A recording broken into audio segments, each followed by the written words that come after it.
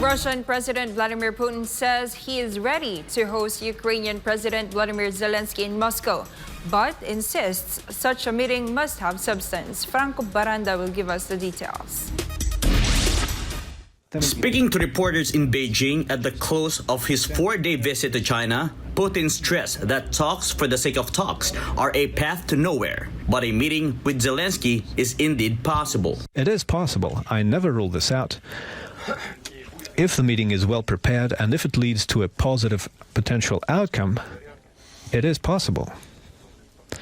And by the way, Donald asked me if it's possible to have such a meeting, and I said that it is. The Russian leader said U.S. President Donald Trump personally requested such a meeting during their summit in Alaska last month. Still, Putin raised doubts about whether any talks would be meaningful, questioning the legitimacy of the Ukrainian president. Zelensky's mandate, he said, has already expired and no mechanism exists to extend it. In accordance with Ukrainian constitution, there is no way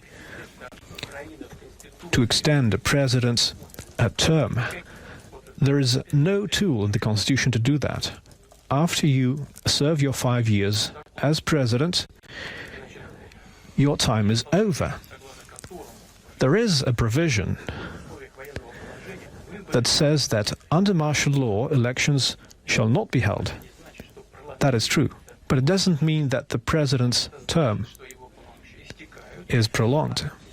His term runs out, and his authority is passed down to the Speaker of the Ukrainian Parliament, including his authority as the Supreme Commander-in-Chief.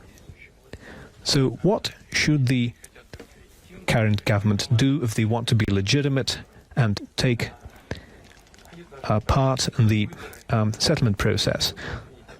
They should hold a referendum in accordance with the Ukrainian constitution. Meanwhile, Russian Foreign Minister Sergei Lavrov told Indonesia's Kompas newspaper that Moscow remains focused on resolving the conflict peacefully. Lavrov pointed to renewed rounds of talks this year in Istanbul, which produced prisoner exchanges and repatriation of fallen soldiers.